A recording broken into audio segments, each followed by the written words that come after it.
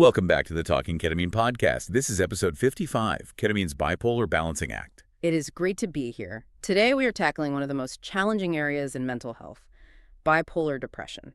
We are looking at a 2026 review paper by Queissner and colleagues that explores why ketamine might finally be the fast-acting, safe option these patients have been waiting for. Now, if you are listening to this right now, I really want to set the stage for what we are exploring today. Yeah, context is everything here. Exactly. Because for decades, treating bipolar depression has been, well, it's been a notoriously difficult puzzle in psychiatry. Absolutely. Our mission today is to look closely at this 2026 review and understand how shifting our focus to an entirely different system in the brain, specifically the glutamate system, might offer a way out of what is essentially a clinical purgatory for these patients. That's a very accurate way to describe it. We want to understand how it's possible to provide rapid relief for bipolar depression without triggering the dangerous highs of mania, which is, the historical fear with this condition. And that historical fear has really dictated the standard of care for a very long time. Right. In psychiatry, the predominant focus has been on monoamines. You hear about these all the time: serotonin, dopamine, norepinephrine. The usual suspects. Exactly. The traditional approach has been to manipulate those chemicals to lift a depressive episode.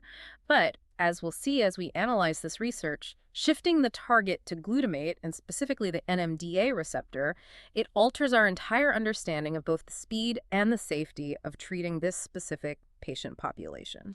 Let's start by defining the reality of treatment-resistant bipolar depression, or TRBD, because it is distinctly different from standard major depressive disorder. It is very different. I want you, the listener, to really consider the unique agony of this position. It's not just the profound weight of a depressive episode where the simplest tasks feel insurmountable. Right. It is the added paralysis of knowing that the conventional tools meant to help you, they could actually precipitate a crisis. You are trapped in a severe low, but you are understandably terrified of the treatment itself. That is the defining clinical dilemma right there. When a patient with bipolar disorder falls into a severe depressive episode, the instinct might be to prescribe a standard SSRI or a traditional antidepressant. Which makes sense on paper. Right, but conventional pharmacological interventions have massive, sometimes dangerous limitations in this population. First, you have the notoriously delayed onset of action. The waiting game. Exactly. These medications often take 4, 6, or even 8 weeks to show any meaningful efficacy. Wow. For a patient in acute distress, waiting 2 months to see if a pill might work, and often it produces a highly incomplete response. It's an agonizing timeline. And waiting weeks is only half the problem, right? Mm-hmm. The real monster under the bed for anyone navigating bipolar disorder is the affective switch. Yes. This is the phenomenon that makes both patients and doctors incredibly hesitant to use standard antidepressants. The affective switch is essentially the reason traditional antidepressants are prescribed with such extreme caution, if at all, for bipolar depression. How does that actually look clinically? To put it in clinical terms, it's a treatment-emergent phase shift. You aren't just lifting the patient's mood back to a stable baseline.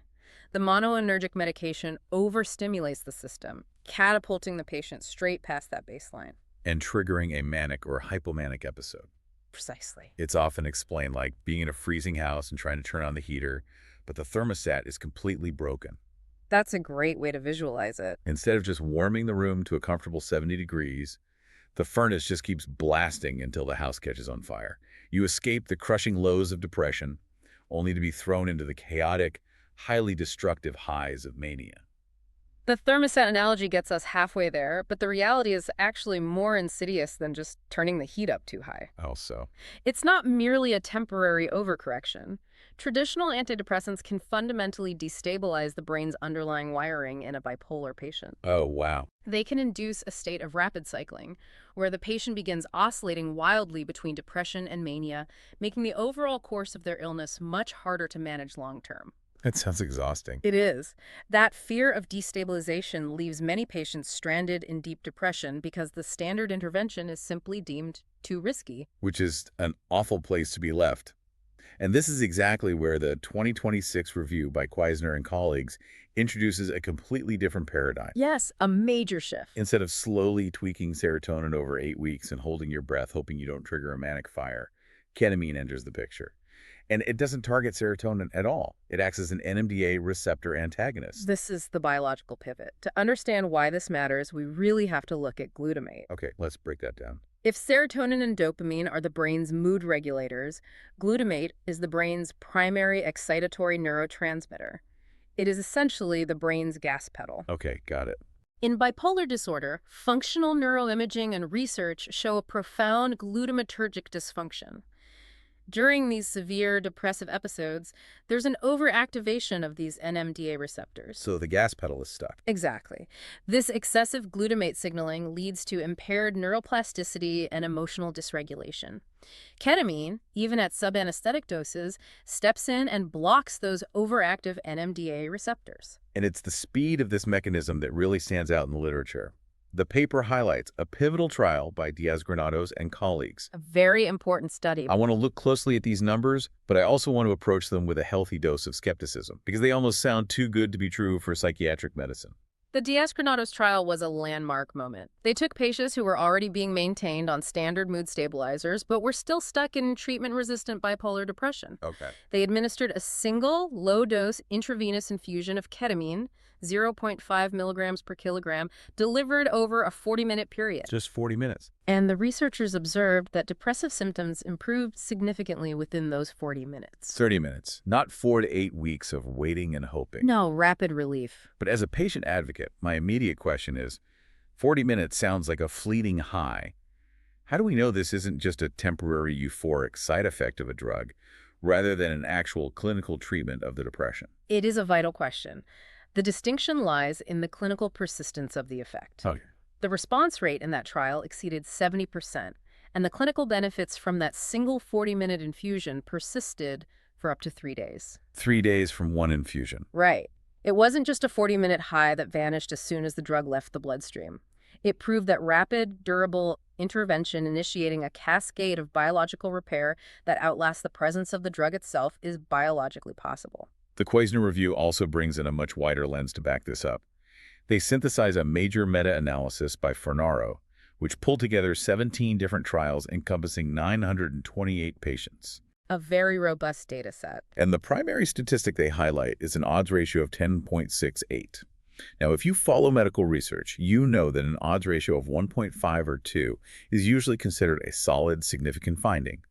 What does an odds ratio of nearly 11 actually mean in the context of psychiatric research? It is nothing short of a statistical earthquake in this field. An earthquake. Absolutely. An odds ratio of 10.68 means that patients with treatment-resistant bipolar depression had more than a 10-fold higher probability of achieving a clinically meaningful response at 24 hours compared to those who were given a placebo. 10-fold higher. That is staggering. When you see an effect size that massive across 17 different trials and almost 1,000 patients, it demands attention.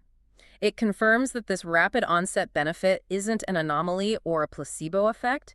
It is a highly consistent, robust biological response across diverse patient populations. But that brings us right back to the elephant in the room, the primary fear of the bipolar patient. The affective switch. Exactly.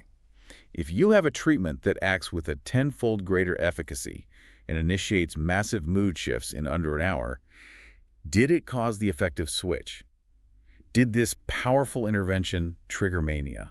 That is the most critical safety metric the researchers were looking for, and the data synthesized in the review is highly reassuring. That's a relief to hear. Across all of these studies, the incidence of treatment-emergent mania was incredibly low. We are talking about isolated, transient cases of mood elevation that resolved spontaneously within hours. So it didn't push them over the edge? No, it did not trigger that dangerous, sustained manic episode that requires hospitalization or major medication overhauls. Why is that?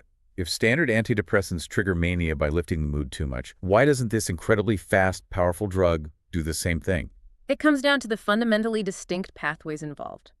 Conventional monoaminergic antidepressants seem to inadvertently stimulate the neural pathways that drive manic switching. Ah, I see. Ketamine's mechanism of a rapid antidepressant action, by modulating glutamate and promoting synaptic repair, heals the depressive network without overstimulating those specific manic pathways. It is a completely different mechanism of action. Okay, so the science points to an incredibly fast, remarkably safe treatment. But let's talk logistics. Always the hurdle. Right. If this requires a patient to go to a specialized clinic to receive a 40-minute intravenous drip under heavy medical supervision, how does someone with a chronic, lifelong condition actually manage that? It sounds highly inaccessible for regular outpatient care. You're touching on a very real barrier. For ketamine requires significant infrastructure, time, and cost. Yeah. This is why the evolution of this treatment into esketamine has been so crucial for real-world application. Esketamine is the S enantiomer of ketamine. Can you break down what an enantiomer is for those of us who haven't taken organic chemistry in a while? Certainly, many molecules have a property called chirality, meaning they exist in two forms that are mirror images of each other, like your left and right hands. Okay, left and right hands. They have the same exact components, but they don't fit into the same spaces in the same way. The ketamine used in IVs is typically a racemic mixture, meaning it contains equal parts of both the left-handed and right-handed molecules. I got it. Esketamine isolates just the S enantiomer, which is essentially the version of the molecule that fits the NMDA receptor lock much more precisely. So because it fits the brain's lock better, you need less of it to turn the key, so to speak. Exactly. It has a higher affinity for the receptor, making it more potent. And because it is more potent, it allowed researchers to develop a completely different delivery method. Instead of an IV drip, esketamine is administered as a nasal spray. Which completely changes the accessibility. Drastically. For a patient managing a chronic condition, the difference between having to schedule an IV infusion versus using a nasal spray under observation in your local psychiatrist's office is night and day.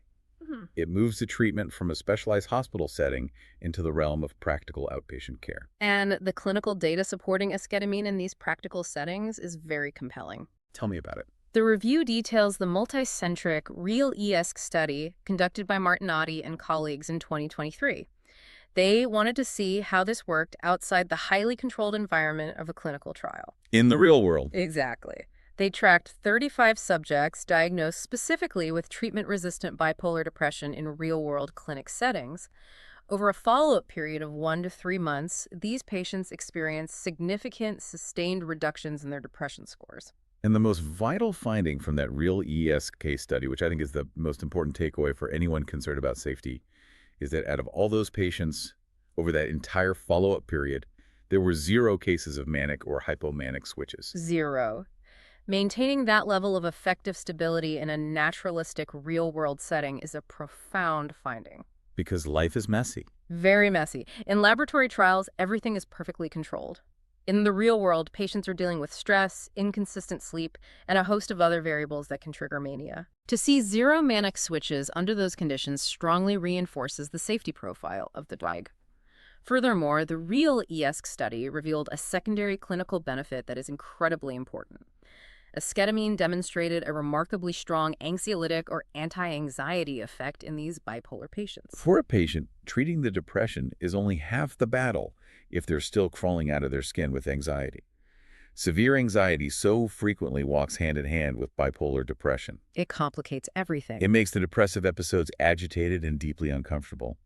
Having a single treatment that rapidly lifts the depression, doesn't trigger mania, and simultaneously targets that crippling anxiety seems incredibly efficient. It addresses the comprehensive clinical picture. Bipolar depression is rarely just a low, lethargic mood. It is often characterized by extreme internal tension and psychic pain. Yeah. Alleviating both the depressive and anxious dimensions simultaneously is a major clinical victory. So we have a fast-acting tool that works. But bipolar disorder is a lifelong condition. Getting someone out of a depressive episode quickly is amazing, but the crucial practical question is, how do doctors ensure the patient stays balanced long-term? How do you prevent the next episode? Comprehensive clinical management is the key here. The psychiatric literature is very clear that ketamine and esketamine are not used as monotherapies in bipolar disorder. So they aren't used alone. They are not solo acts. In practice, they are prescribed adjunctively, meaning they are administered alongside traditional foundational mood stabilizers like lithium or valproate. I've heard this conceptualized before, and I want to see if this analogy holds up biologically. People often describe the traditional mood stabilizer, the lithium, as a sturdy safety net. Right. Its primary job is to establish a floor and keep the manic highs completely in check. And because that safety net is firmly established, it gives the psychiatrist the confidence to use ketamine as a ladder to quickly pull the patient out of the depressive pit, knowing they won't fall into mania. Does that accurately reflect the clinical approach? The safety net and ladder analogy is a great starting point, but the biology is actually a bit more collaborative than that. Oh, The net doesn't just catch the patient, it actively stabilizes the ladder. What's fascinating in the clinical data is that concurrent mood stabilizer therapy doesn't simply sit in the background preventing mania. It actually appears to synergize with the esketamine. that's interesting. The combination maintains long-term affective stability without attenuating or watering down the rapid-acting antidepressant effect of the NMDA modulation. The lithium doesn't slow down the esketamine. They work in tandem to optimize the patient's mood architecture. Here's where it gets really interesting. That brings up a deeper biological question. Yeah. We've talked a lot about what ketamine does. It blocks glutamate, it works fast, it's safe with mood stabilizers. But let's look at the why. The underlying mechanisms. Right. If standard antidepressants work on serotonin, how exactly is ketamine rewiring the brain so quickly? The 2026 paper highlights some groundbreaking science from Rizzo and colleagues, published just last year in 2025, that completely changes how we view the mechanism of this drug. The mechanistic understanding has evolved dramatically. For a long time, the scientific consensus was entirely focused on the NMDA glutamate receptors. But that wasn't the whole story. No. The 2025 findings from Rizzo revealed that ketamine's action is actually a dual mechanism. It isn't just blocking glutamate, it also directly modulates the mu-opioid receptor. Wait, the opioid receptor? I mean, for a lot of people, hearing the word opioid in relation to psychiatric medication sounds inherently risky. What exactly is that opioid modulation doing in the brain, and why is it beneficial rather than dangerous? It's an important distinction to make. We aren't talking about introducing a classical opiate drug like morphine that floods the system and creates dependency. Okay, good. We are talking about ketamine interacting with the mu-opioid receptor in a way that acts as a highly specific biological relay. By interacting with this receptor, esketamine initiates a cascade that ultimately enhances dopaminergic tone in the nucleus accumbens. And the nucleus accumbens is essentially the brain's reward and pleasure center, correct? Yes, exactly. How does hitting the opioid receptor result in more dopamine there? Think of the opioid receptor interaction as flipping a switch. Normally, your brain has inhibitory networks that keep dopamine levels strictly regulated. The modulation of the mu-opioid receptor essentially turns down those inhibitors. Oh, I see. It prolongs dopamine clearance in the nucleus accumbens. So simultaneously, you have the drug decreasing the chaotic glutamatergic overactivity while allowing a sustained, healthy presence of dopamine in the exact region of the brain responsible for processing reward and motivation. And this dual action translates directly into the visceral, lived experience of the patient. This opioid dopamine relay is exactly why ketamine is uniquely capable of targeting anhedonia. A huge factor in depression. For those who haven't experienced it, anhedonia isn't just feeling sad. It is the devastating, absolute inability to feel pleasure. It's when the color entirely drains out of the world. The hobbies you loved, the people you care about, nothing elicits a positive emotional response. It's very debilitating. Standard antidepressants notoriously fail to touch anhedonia, often just making patients feel numb. But by directly modulating that reward center, ketamine tackles it head-on. You're touching on a critical failure point of traditional psychiatry. Standard SSRIs often leave patients in a state of emotional blunting. They aren't actively suicidal, but they aren't experiencing joy either. Right, they're just existing. The multimodal interaction that Rizzo's team identified, the simultaneous regulation of glutamatergic, opioid, and dopaminergic pathways, explains why we see such rapid improvements, specifically in anhedonic symptoms. It turns the reward system back online. That's amazing. But there is one final crucial piece to the puzzle of why this treatment provides such durable relief, which was highlighted by another 2025 study by Rangasamy. The biomarker study. Yeah. What did Rangasamy's team uncover about how the brain is actually healing? For a number of years, researchers hypothesized that ketamine's rapid healing effects might be heavily linked to reducing peripheral inflammation, meaning they thought the drug was primarily changing inflammatory markers circulating in the blood, which then indirectly helped the brain. But that wasn't the case. Rangasamy's study looked closer and found that the core magic isn't happening in the periphery.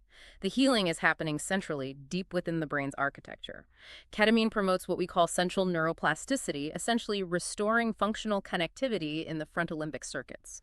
And the frontal limbic circuits are the brain's core emotional regulation centers. Exactly. So we aren't just talking about a chemical band-aid that masks the symptoms of depression while it's in your system.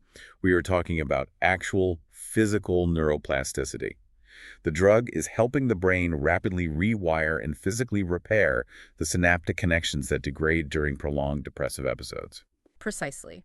Chronic severe depression is neurotoxic. It physically compromises the density of synaptic connections in these mood-regulating areas. It's literally damaging the brain. It is. Ketamine stimulates downstream signaling cascades that actively promote synaptic plasticity and neurogenesis. It helps the brain grow new, healthy connections to replace the ones that were damaged. It is structural repair, not just symptom management. It really is incredible to think about how far psychiatric medicine has come. We've moved from the slow trial and error days of tweaking serotonin and risking manic episodes to understanding these highly specific dual action mechanisms where we can literally watch the brain structurally repair its reward centers in real time. It represents a massive leap forward in our capabilities, and if we look at the conclusions drawn in the 2026 Queissner paper, it points toward an even more sophisticated future for psychiatric care. What does that look like? While this fast-acting NMDA modulating treatment is already transforming the standard of care, the next frontier lies in predictive biological biomarkers. Predictive biomarkers.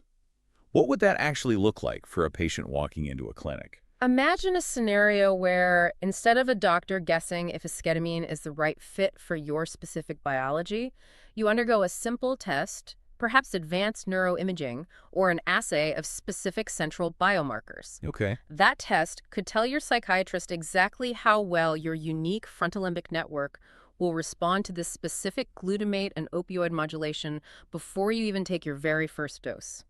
We are rapidly moving toward a reality where we can map your individual capacity for neuroplasticity and completely tailor the pharmacological intervention from day one, removing the guesswork entirely. So for bipolar patients who have been stuck between the despair of depression and the fear of mania, this really does look like a new path forward. It is. By using these medicines alongside traditional mood stabilizers, we are finally treating the depression quickly without waking the manic bear. A delicate balance, but a hopeful one. Thanks for listening to the Talking Ketamine podcast. We'll catch you on the next one.